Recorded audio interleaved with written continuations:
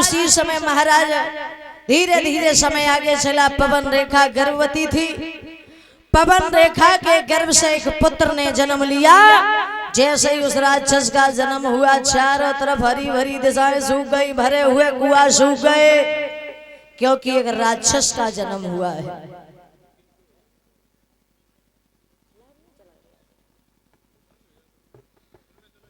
आज उसी समय महाराज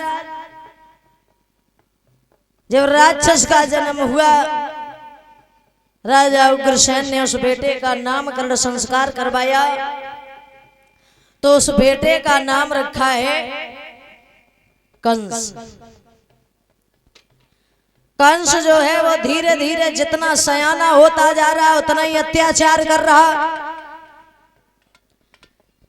एक दिन कंस अपने मित्रों के साथ में खेलने के लिए गया, तो उसने अपने मित्र से पूछा, ए भैया कहाँ टम्पू आए लोग?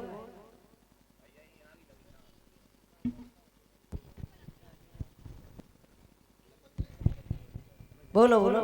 ए तेरी मैया ने क्या बनाया? हमारी मैया ने खीर बनाई है। हैं? खीर खीर खीर खीर बनाई। हाँ। अच्छा, तेरे घर दूध तो होता ना, बनाई गाय की क्यों?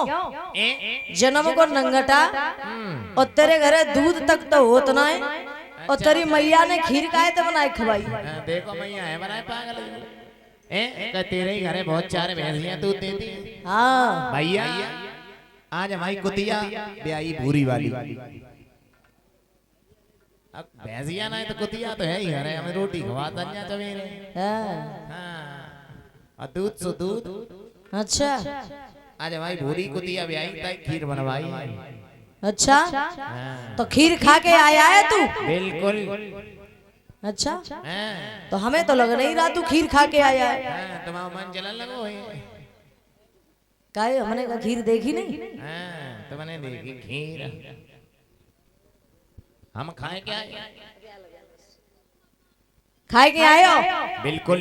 तो जी अगर खीर खा के आए हो तो अपनी जीभ को बाहर निकालो। चटोरा जीभ निकाले हम भाई जी चाट ले कितना होशियार है। मर जागे ने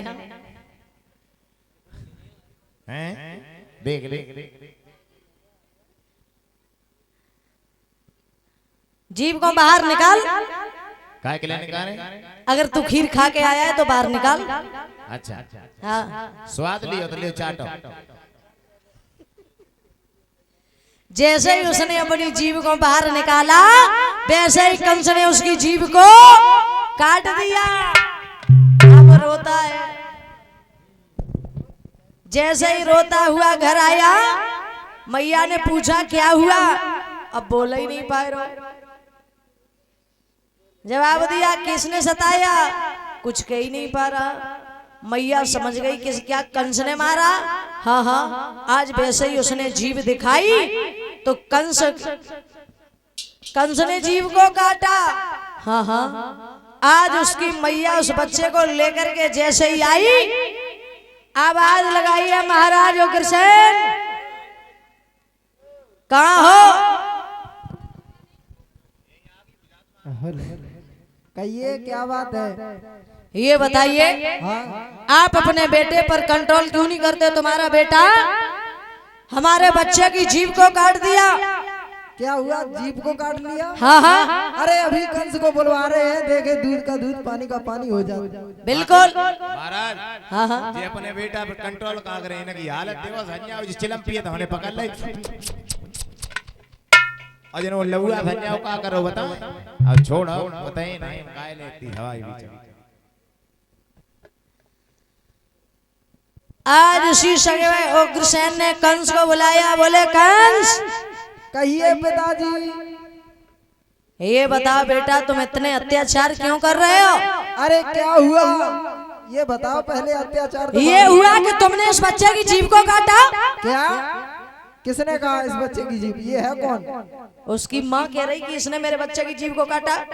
ये हाँ। अरे इसकी जीभ तो छोड़ो, ये तो जीभ रही। अरे इसकी गर्दन आ जाती है, इसकी गर्दन काट देते और तुम इसकी बच ले रहे हो।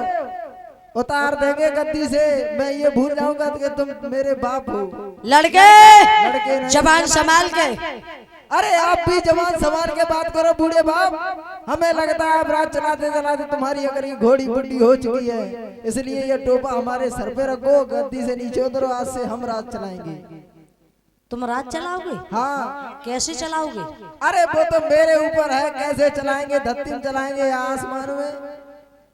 क्यों, आसमान में भी रात चलता है? वहाँ चलता है, जैसा हम चलाएंगे वैसा ही चलेगा। मेरे कहने से प्रजा काम करेगी। सुधर जा, सुधर जा।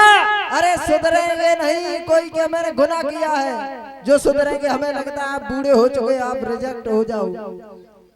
आज उसी समय कहने लगा कंस, बूढ़े बाप तुम बूढ़े हुए, तुम्हारी बुद्धि भी बूढ़ी हो चुकी है।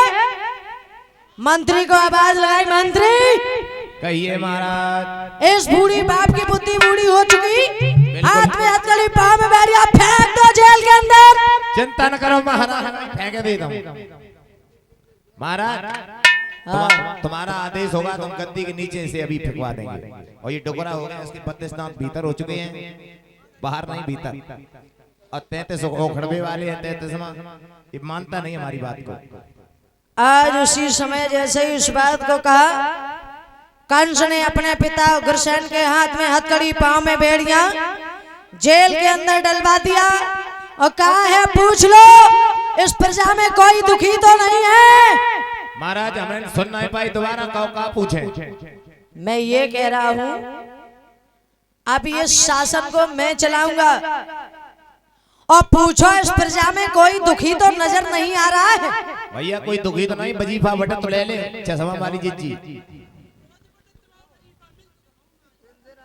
आज महाराज भोजराज कंस ने कहा कोई दुखी हो तो बताओ। देखो जी दुखी है, भी पन्नी लेके आई है। इनके हाथ में हथकड़ी, पांव में बैठिया, फेंक दो जेल के अंदर। चिंता न करो, संजाओ फेंके। और कोई भैया दुखी है तो बताओ। चश्मा वाली अम्मा तुम्हें बताती, हमारे दांत नहीं है, 2-4। अब जो प्रजा में दुखी है वो भी नहीं कह रहा कि हम दुखी, जो नहीं दुखी है वो भी नहीं कह रहा कि हम दुखी। महाराज हाँ हाँ, जे बहुत दुखी है चिमटा वाले। क्यों?